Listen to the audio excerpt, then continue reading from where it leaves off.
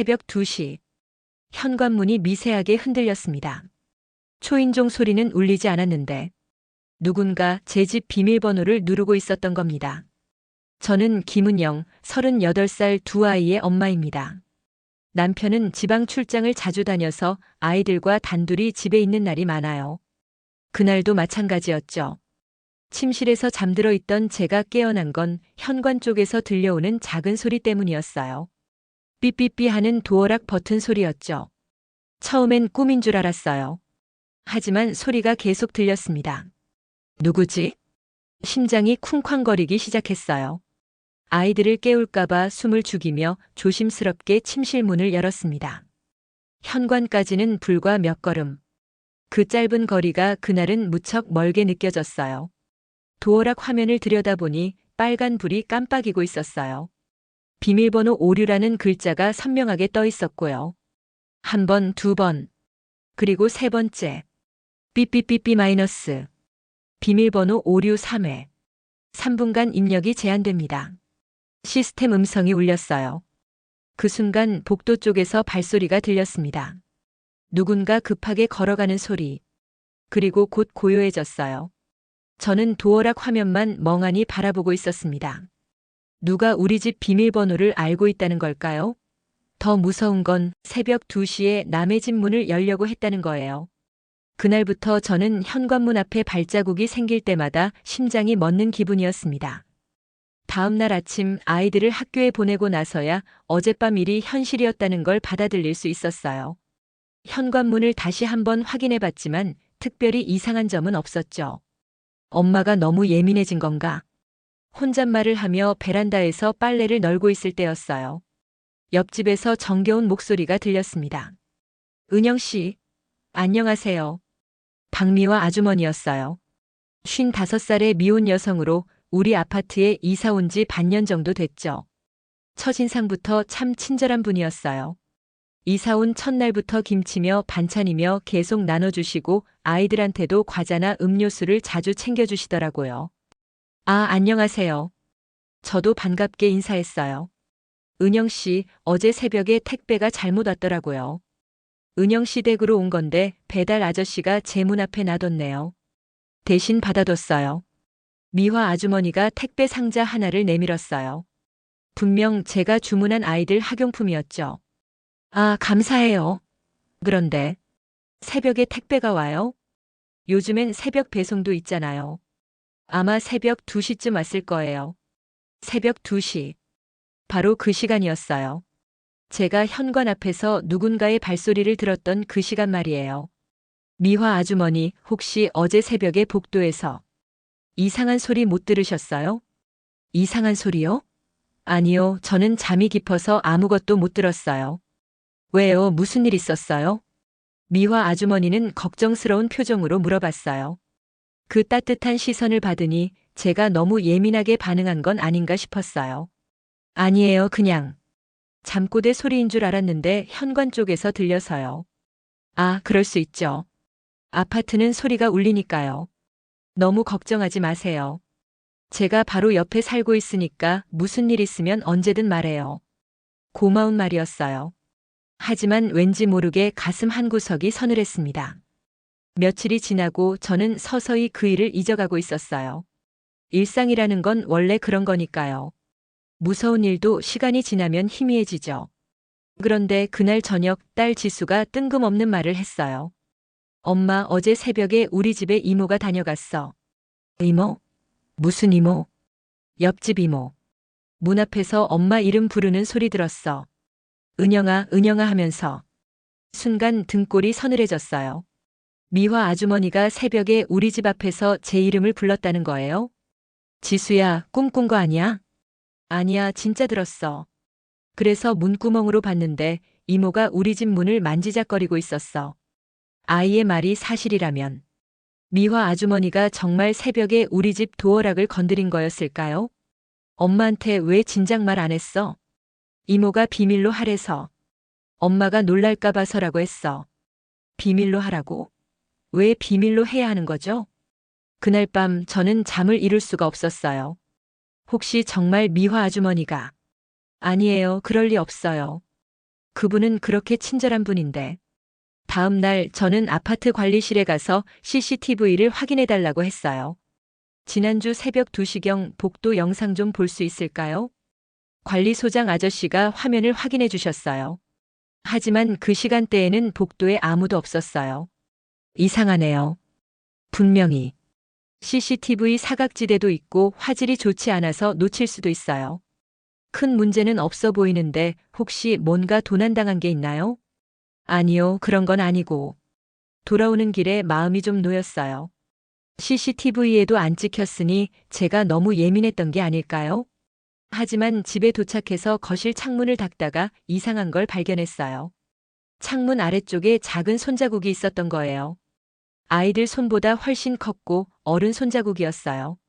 이게 뭐지? 우리 집은 4층인데 거실 창문의 바깥에서 손자국이 날 리가 없어요. 그럼 안에서 만들어진 거겠죠? 하지만 저희 가족 말고 누가 우리 집 창문을 만졌을까요? 저는 온 집 안을 다시 살펴봤어요. 다른 곳에도 이상한 흔적이 있는지 확인하려고 했죠.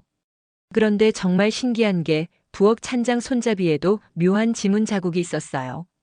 설마 누군가 우리가 없는 동안 집에 들어왔다는 건가요?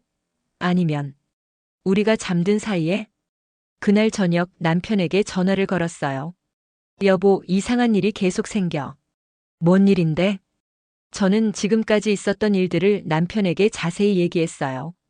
새벽의 도어락 소리, 지수의 증언, 그리고 집안의 이상한 손자국들까지. 당신이 너무 예민한 거 아냐? 옆집 아주머니는 좋은 분이잖아.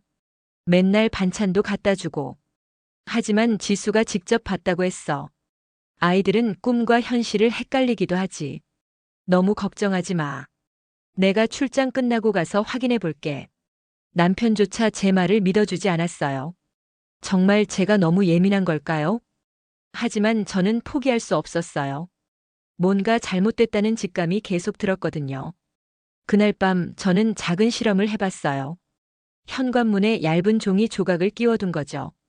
만약 누군가 문을 열려고 한다면 이 종이가 떨어질 테니까요. 새벽 1시, 2시.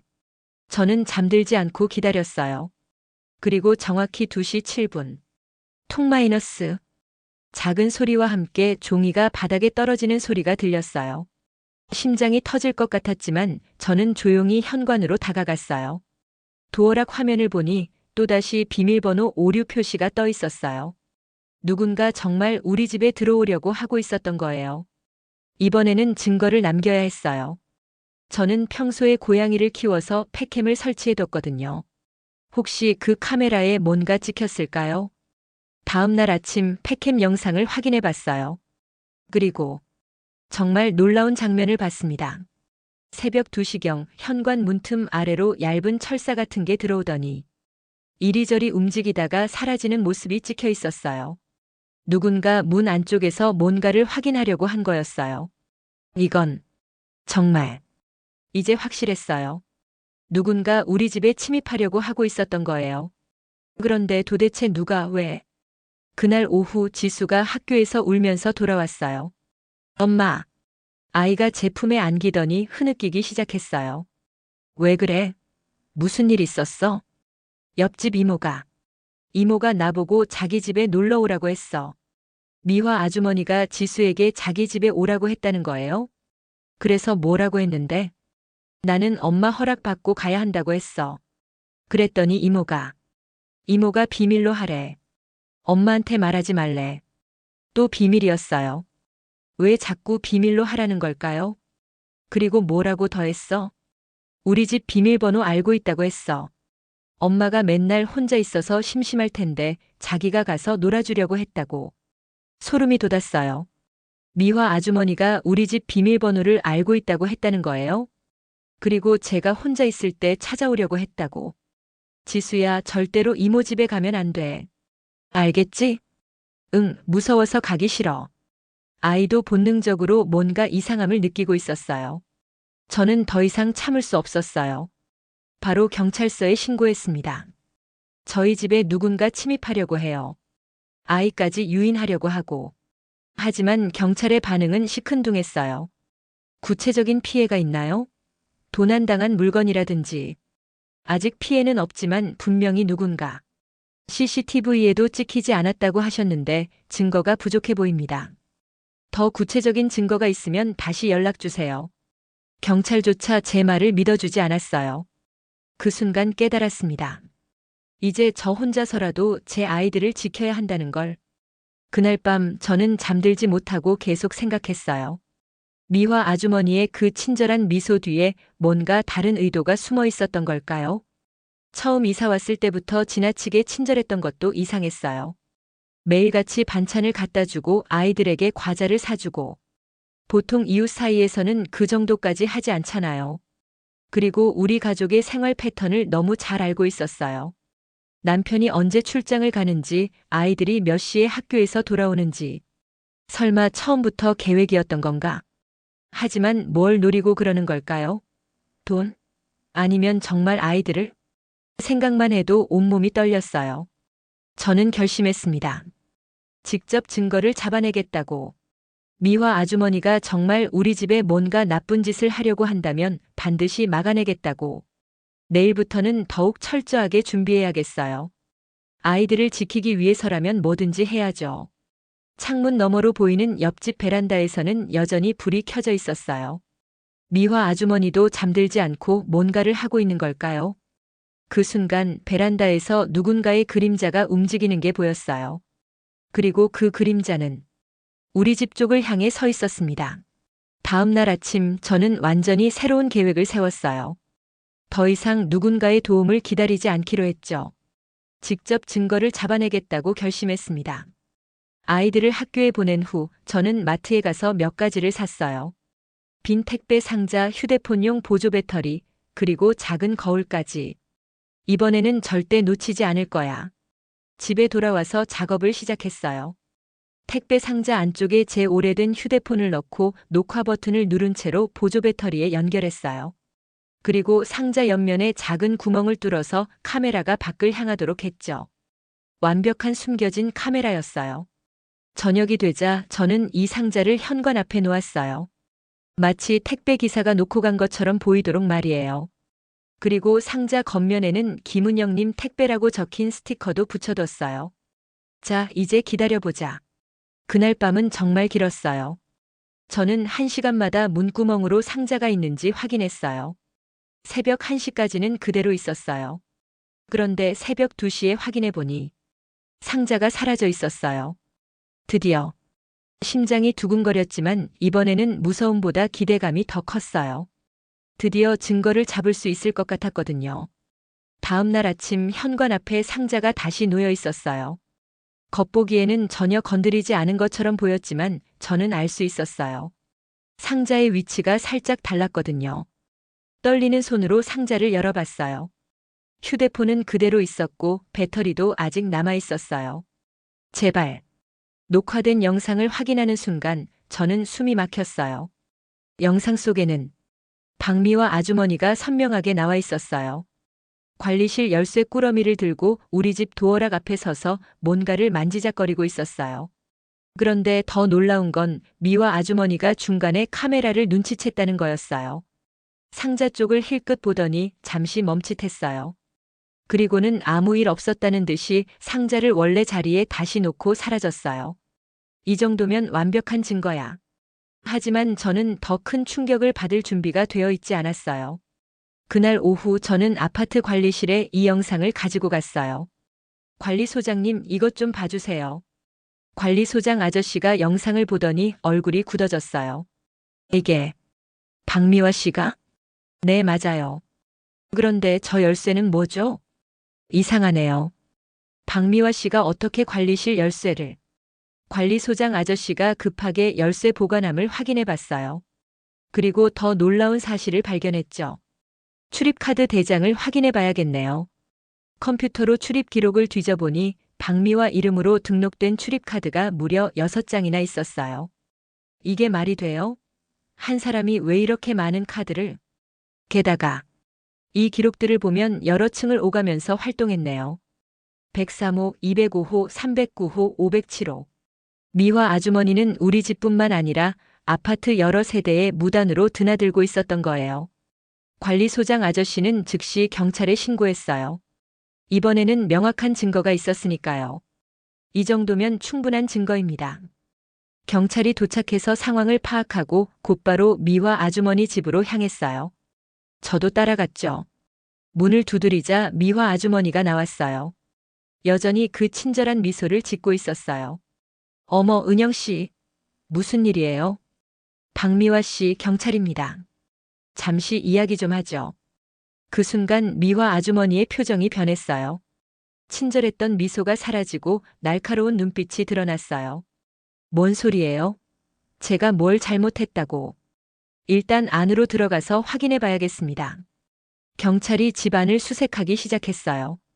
그리고 곧 놀라운 것들을 발견했죠. 거실 한쪽 벽에는 우리 아파트 각 세대의 간단한 평면도가 붙어 있었어요. 그리고 그 옆에는 수첩이 하나 있었어요. 경찰관이 수첩을 펼쳐보니 각 집마다 주민들의 생활 패턴이 자세히 기록되어 있었어요. 103호 김은영 남편 출장 많음 화요일 목요일 주로 혼자 아이들 3시 30분. 하교 비밀번호 추정 428아이 생일. 205호 박정호 맞벌이 부부 평일 오전 9시부터 오후 6시 부재 현관의 여분 열쇠 화분 및 309호 최영의 독거노인 매일 오후 2시 마트 시간당 30분 소요 금고 위치 침실 옷장. 한 집 한 집 모든 세대의 정보가 빼곡히 적혀 있었어요. 언제 집을 비우는지, 어떤 귀중품이 있는지, 심지어 비밀번호까지 추정해서 적어놨어요. 이건 완전히 계획적인 범죄네요. 그때 미화 아주머니가 갑자기 소리쳤어요. 제가 뭘 잘못했어요? 그냥 이웃들과 친하게 지내려고 한 건데. 그럼 이 수첩은 뭡니까? 왜 남의 집 생활 패턴을 이렇게 자세히 기록한 거죠? 그건 미화 아주머니는 더 이상 말을 하지 못했어요. 하지만 진짜 충격적인 건 그 다음이었어요. 경찰이 미화 아주머니의 신원을 조회해 보니 이 사람은 박미화가 아니었어요. 진짜 이름은 이정숙, 나이도 55이 아니라 49이었어요. 그리고 전과가 있었어요. 주거침입, 절도 혐의로 3번의 전과가 있네요. 서울, 부산, 대구에서 같은 수법으로 범행을 저질렀습니다. 같은 수법이라니. 그럼 미화 아주머니, 아니 정숙이가 지금까지 여러 지역에서 이런 짓을 해왔다는 거였어요? 수법이 정확히 뭡니까? 새로운 아파트에 이사를 와서 친절한 이웃으로 위장합니다. 반찬을 나눠주고 아이들에게 과자를 사주면서 주민들의 신뢰를 얻어요. 그러다가 각 집의 생활 패턴을 파악하고 집이 비어있을 때 침입해서 귀중품을 훔치는 거죠. 그럼 우리 집에도 아직 실제 범행을 저지르지는 않았네요.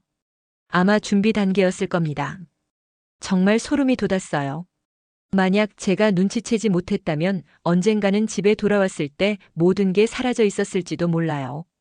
그런데 경찰관이 추가로 말하는 내용은 더욱 충격적이었어요.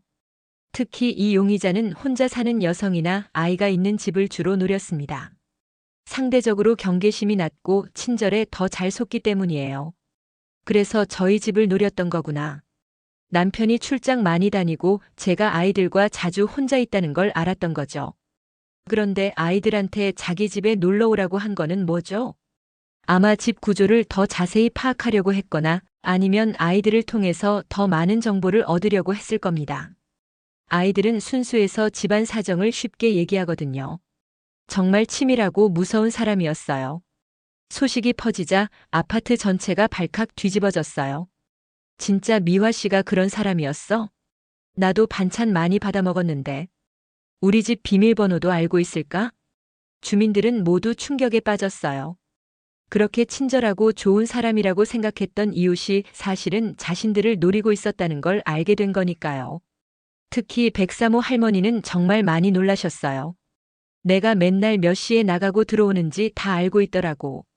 그래서 신경 써주는 줄 알았는데 알고 보니 도둑질할 때를 재고 있었던 거구나. 205호 박정호 씨도 화가 나셨더라고요. 우리 집 여분 열쇠까지 어떻게 알았지? 아무한테도 말한 적 없는데. 아마 평소에 관찰을 많이 했을 거예요. 화분을 옮기는 모습을 봤다든지. 생각해보니 정말 섬뜩했어요. 그 사람은 단순히 친절한 척한 게 아니라 우리 모든 걸 관찰하고 기록하고 있었던 거예요. 그날 저녁 아파트 주민들이 모두 모여서 대책회의를 열었어요. 앞으로는 비밀번호를 더 자주 바꿔야겠어. 출입문 보안도 더 강화해야 하고, 무엇보다 너무 쉽게 믿으면 안 돼. 모두들 경각심을 새롭게 가지게 됐어요. 그런데 주민회장 아저씨가 중요한 말씀을 해주셨어요. 그래도 이번 일로 우리가 서로에 대한 믿음까지 잃으면 안 됩니다. 진짜 좋은 이웃과 나쁜 의도를 가진 사람을 구별하는 지혜를 갖는 게 중요해요. 며칠 후 정숙은 구속됐어요. 다른 아파트에서도 비슷한 피해 신고가 들어와서 여러 건의 절도 혐의로 기소될 예정이었어요. 저는 비로소 안심할 수 있었어요. 하지만 동시에 많은 생각이 들었어요. 만약 제가 그 작은 신호들을 무시했다면 어떻게 됐을까요? 새벽의 도어락 소리, 지수의 증언, 집안의 이상한 흔적들. 이 모든 게 제 직감이 보내는 경고 신호였던 거예요. 엄마, 이제 무서운 이모 안 와? 지수가 걱정스럽게 물어봤어요. 응, 이제 안 와. 엄마가 지켜냈으니까. 그날 밤 남편이 출장해서 돌아왔어요. 당신이 옳았어. 내가 믿지 않아서 미안해. 괜찮아. 처음엔 나도 확신하지 못했으니까. 하지만 이번 일로 저는 중요한 걸 깨달았어요. 아무리 사소해 보이는 이상한 징후라도 직감이 뭔가 잘못됐다고 말할 때는 귀를 기울여야 한다는 것을요. 한 달 후 우리 아파트에는 새로운 이웃이 이사를 왔어요. 이번에는 진짜 좋은 분들이었어요. 젊은 부부의 갓 태어난 아기가 있었죠. 처음에는 주민들 모두 조심스러워했어요. 이전 일 때문에 새로운 이웃을 쉽게 믿기 어려워졌거든요. 하지만 시간이 지나면서 진짜 좋은 이웃과 나쁜 의도를 가진 사람의 차이를 알 수 있게 됐어요. 진짜 좋은 이웃은 친절하지만 경계를 존중해요. 지나치게 개인적인 질문을 하지 않고 상대방이 불편해하면 한 발 물러서죠. 그리고 무엇보다 비밀로 하자는 말을 하지 않아요. 반대로 나쁜 의도를 가진 사람은 지나치게 친절해요. 필요 이상으로 개인정보를 캐묻고 생활 패턴에 관심을 보이죠. 그리고 자꾸 비밀을 만들려고 해요. 우리 아파트 주민들은 이제 서로를 더 잘 보호할 수 있게 됐어요. 이상한 사람이 나타나면 바로 정보를 공유하고 아이들에게도 안전수칙을 더 철저히 가르쳤어요. 특히 아이들에게는 이렇게 가르쳤어요. 누군가 엄마한테 말하지 마라고 하면 반드시 엄마한테 말하기. 집에 혼자 있을 때는 절대로 문을 열어주지 않기. 이상한 사람이 다가오면 큰 소리로 도움을 청하기. 6개월이 지난 지금 우리 아파트는 이전보다 더 따뜻한 공동체가 됐어요. 서로를 의심하는 게 아니라 서로를 지키는 마음이 생겼거든요. 주민회에서는 매달 안전 교육을 하고 아이들을 위한 안전 프로그램도 운영해요. 그리고 새로운 이웃이 오면 모두 함께 관심을 갖고 도와주되 적당한 경계는 유지하고 있어요. 저는 이번 일로 많이 배웠어요. 친절은 때로는 가장 완벽한 가면이 될 수 있다는 것. 하지만 진짜 친절과 가짜 친절은 시간이 지나면 구별할 수 있다는 것. 그리고 무엇보다 내 직감을 믿어야 한다는 것을 말이에요. 지금도 가끔 새벽에 현관문 쪽에서 소리가 나면 깜짝 놀라요. 하지만 이제는 무작정 무서워하지 않아요. 확인해보고 이상하면 바로 대응하죠. 그날 밤 현관문 앞에서 누군가 비밀번호를 누르던 소리. 그게 저와 제 아이들을 지키라는 신호였던 것 같아요. 지수도 이제 많이 씩씩해졌어요. 엄마, 나도 우리 집 지킬 수 있어? 그럼 지수가 엄마한테 이상한 일 알려줘서 우리 집을 지킨 거야. 아이의 밝은 웃음소리가 집안에 울려 퍼져요. 이제는 정말 안전하고 따뜻한 우리 집에서 말이에요. 친절은 때로는 가장 완벽한 가면이 됩니다. 하지만 두려움 속에서도 지켜야 할 이유가 있다는 걸 잊지 마세요. 우리 아이들 그리고 우리 자신을 위해서 말이에요. 그리고 기억하세요. 작은 직감의 목소리도 소중히 들어야 한다는 것을. 그 목소리가 여러분과 가족을 지켜줄 거니까요.